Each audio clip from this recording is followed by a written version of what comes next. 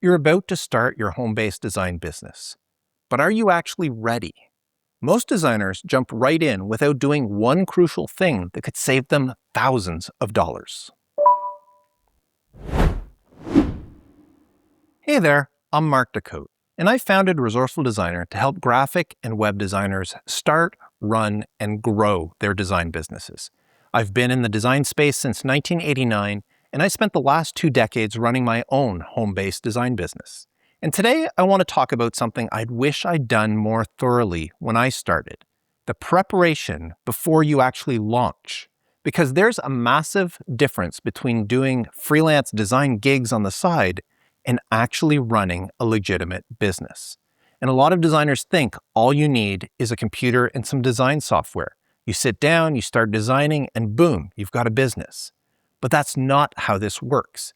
That approach will cost you money, create legal headaches, and put you at serious risk.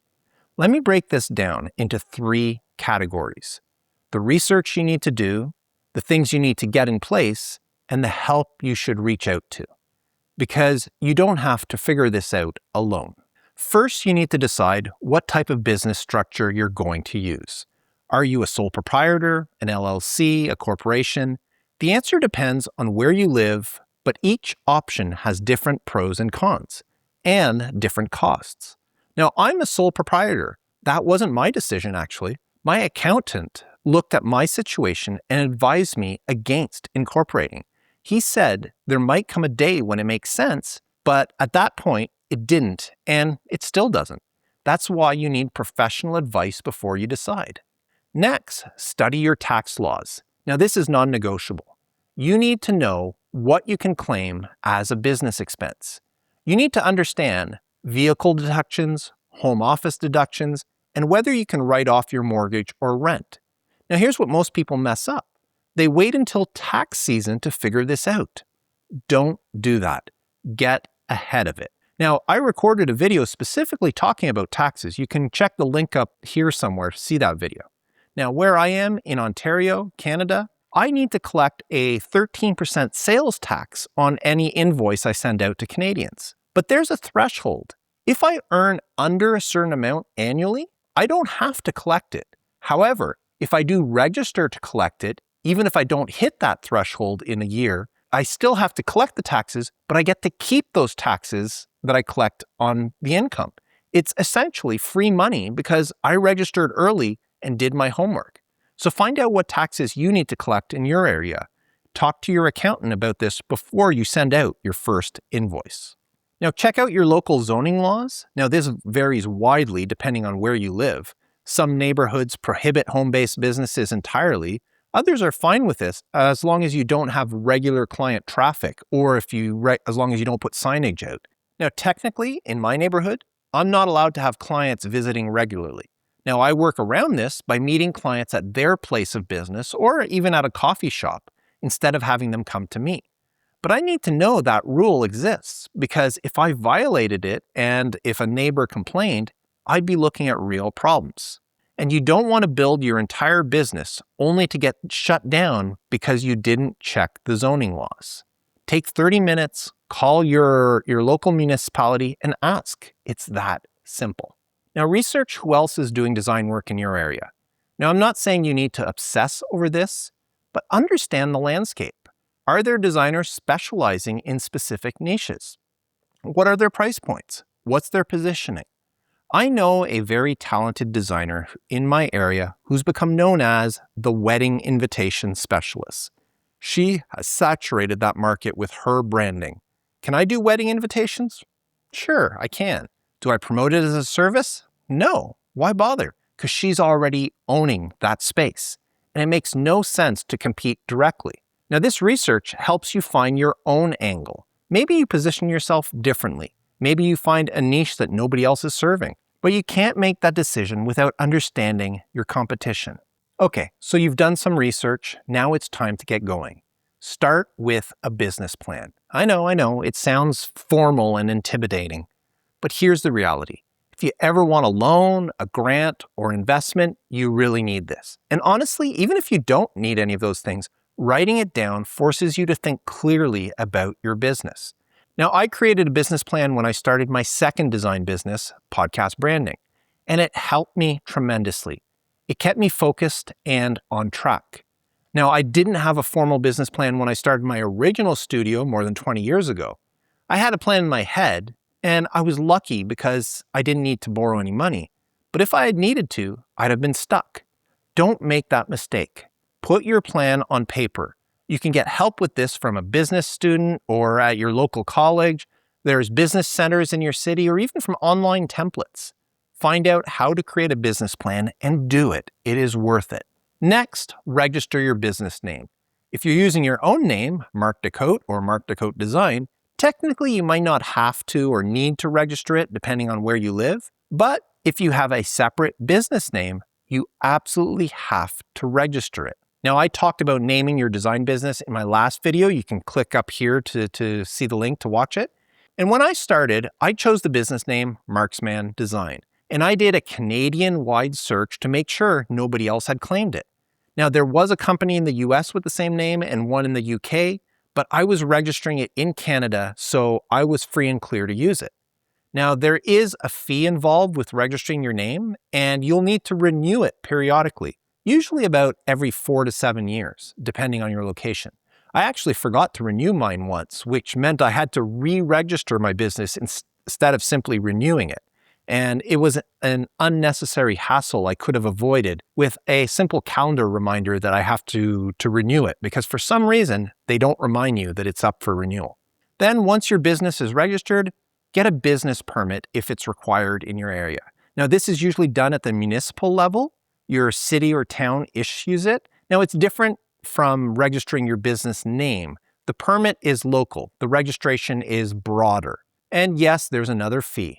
Yes, you have to renew it, but it's a requirement to legally operate in most areas, and there's no way around this one.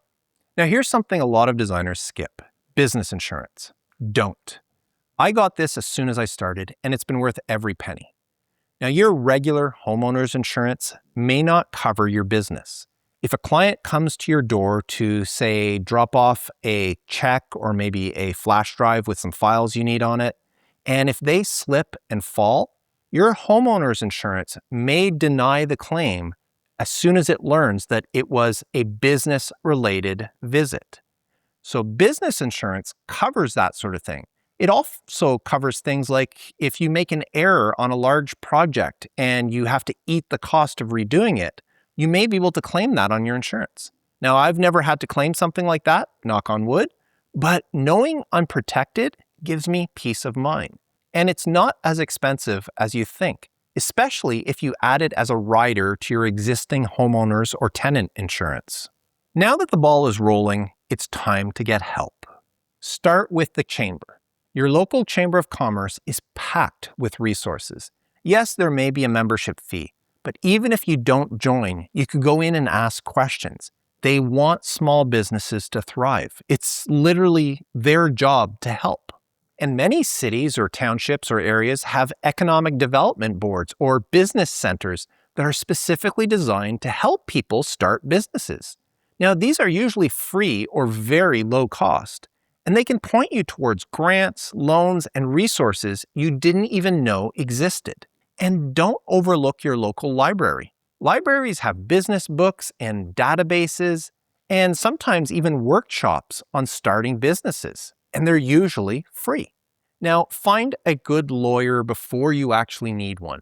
You will need one to write or review your contracts and make sure that they're legally sound. Yes, that means even if you used AI to create your contract, you should really have a lawyer review it.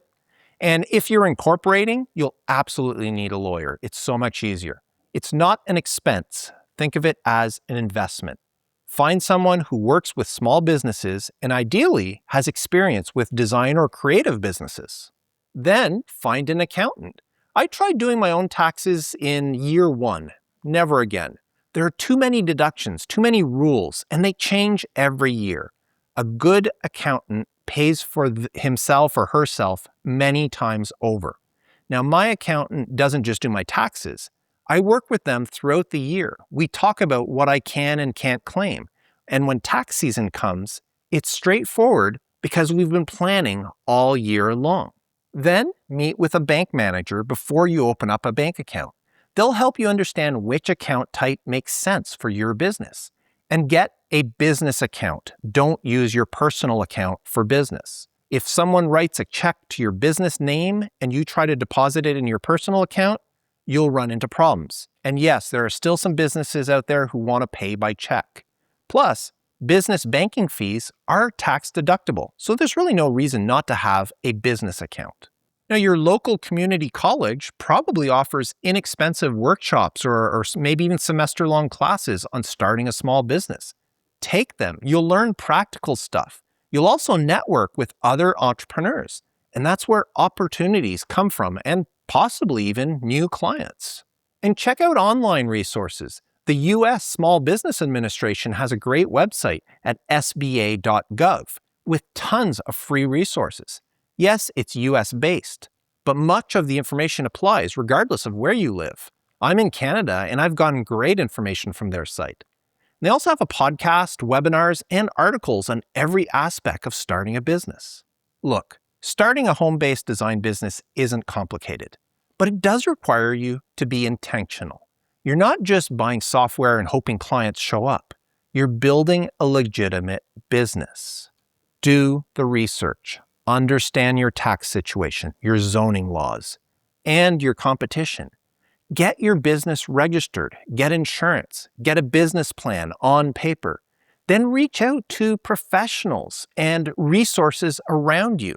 A lawyer, an accountant, and your local business community are all there to help you. This upfront work saves you thousands of dollars down the road.